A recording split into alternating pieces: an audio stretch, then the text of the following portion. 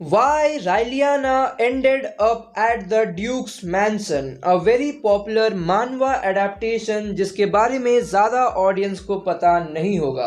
The manhwa ratings are 8.18 और इसकी ranking है 36 इन माई एनमे लिस्ट, बट इसके एनमे रेटिंग्स हैं 7.53 because it was animated by a studio named Typhoon Graphics. Well, animation बहुत ही तगड़ा नहीं है बल्कि काम चलाऊ है, जिस वजह से audience didn't like the एनमे adaptation.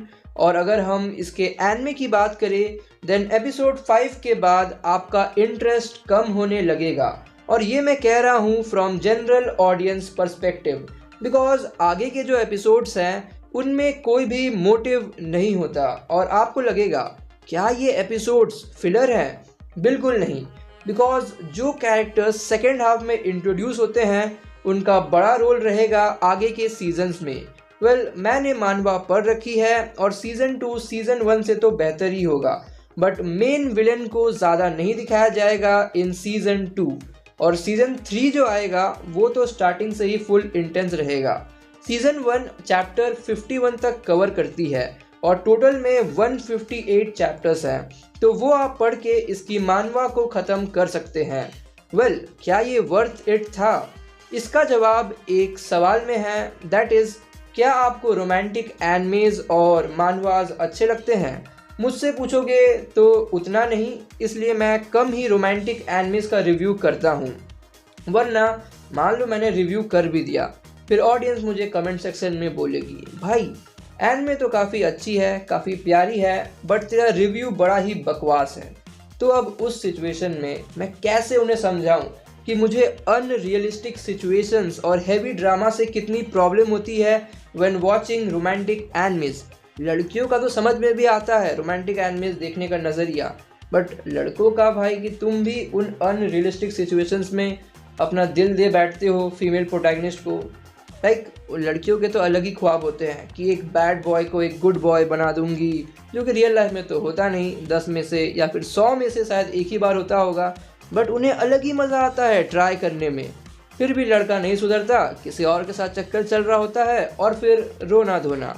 Oh sorry of topic चल गया मैं। वेल, अगर आप मुझसे पूछोगे कि बिटवीन 7th टाइम लूप और Raeliana what will you choose, then I will definitely choose 7th time loop because overall quality 7th time loop की बेहतर है।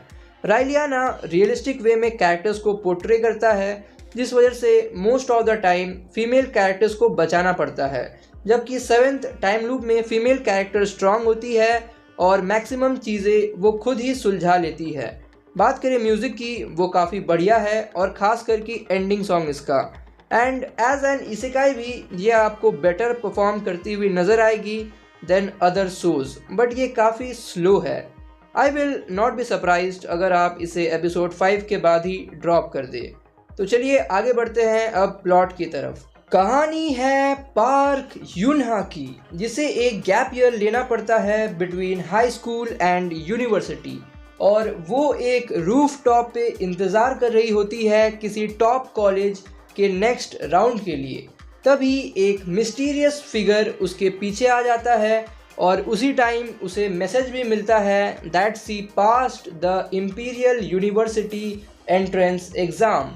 बट तभी वो मिस्टीरियस फिगर उसे धक्का मार के गिरा देता है, जिस वजह से वो मर जाती है और वो अपने आप को किसी और के शरीर में पाती है। And that character was from a novel named Beatrice, जिसके शरीर में हमारी मेन प्रोटैगनिस्ट आती है। उसका नाम था Raeliana and she was a side character जो जल्द ही मरने वाली थी। हमारी मेन प्रोटैगनिस्ट ने ये नॉवल पढ़ी हुई थी, तो क्या वो इस दुनिया में अपने मौत को टाल पाएगी और उसके लिए उसे क्या क्या करना पड़ेगा, वो जानने के लिए देखिए why Raeliana ended up at the duke's mansion. इसमें टोटल 12 एपिसोड्स हैं और आप इसे क्रंची रोल में भी देख सकते हैं। बट जाने से पहले 2 और रिकमेंडेशन, सिंडुअलिटी नॉयर और निजियॉन एनिमेशन। तो अब आते हैं ओवरऑल रिव्यू पर। नूब्स के लिए 1 टाइम वॉच, जनरल ऑडियंस के लिए एडमिरेबल, प्रो ऑडियंस के लिए गुड, रिव्यूअर्स के लिए सरप्राइजिंग और मेरी तरफ से इंटरेस्टिंग। तो अब आते हैं सरप्राइज पैकेट पर। आई थिंक सो आप यूज टू हो गए होंगे अबाउट दिस सेक्शन। इसमें स्पॉयलर्स के साथ हम बात करते हैं किसी भी टॉपिक के ऊपर। तो आज हम बात करेंगे कातेक्यो हिटमैन रिबॉर्न के पहले 7 एपिसोड्स के बारे में, Thala for a reason. Katekyo Hitman Reborn की जो सबसे बड़ी कमजोरी है वो है बिग 5 में होना। बिकॉज बिग 5 में होने के बावजूद भी इस एनिमे की इतनी कम बात होती है ना कि क्या ही बताऊं। वेल आपको बिग 3 के बारे में तो पता ही होगा, और अभी करेंटली जो बिग 3 है वो है my hero academia, jujutsu Kaisen और डीमन स्लेयर।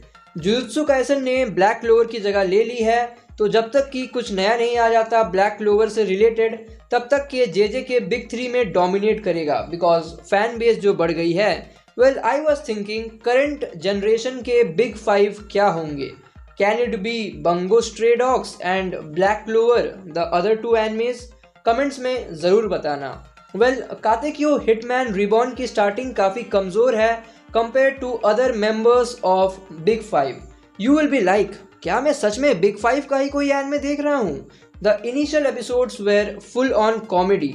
अपना मेन कैरेक्टर अंडर पैंट्स में ट्रेन हो रहा होता है बाय रिबॉर्न, जो कि उसके ट्यूटरिंग के लिए ही आया होता है।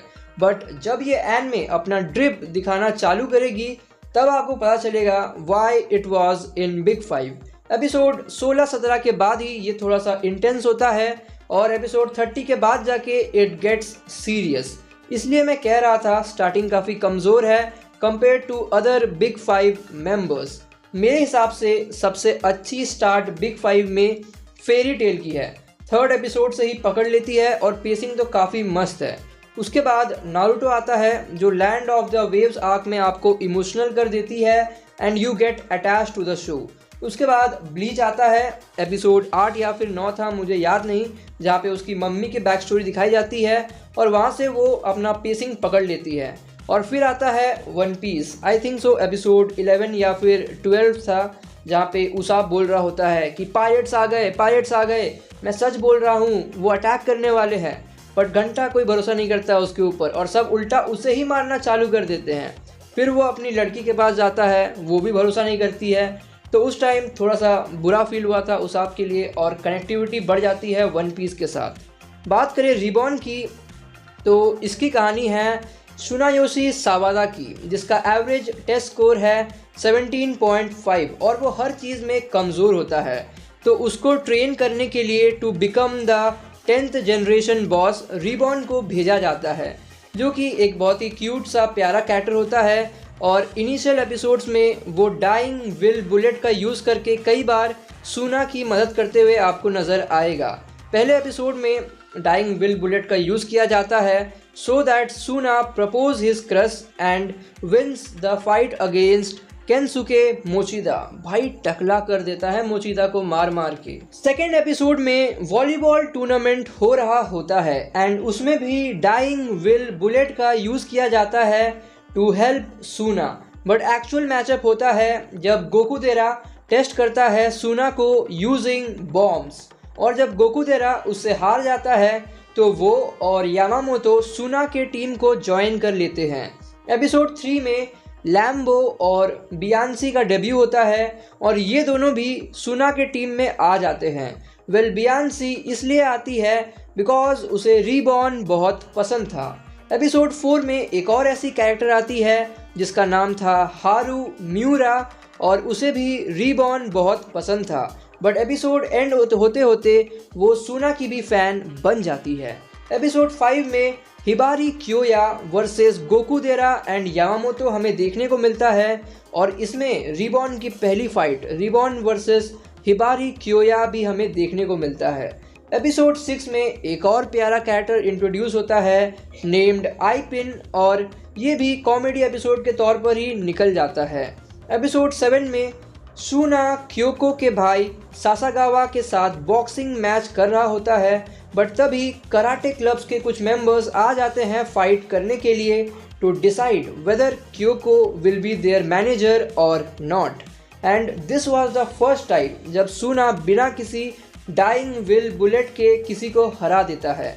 तो इतनी ही बात करते हैं कातेक्यो हिटमैन रिबॉर्न के ऊपर।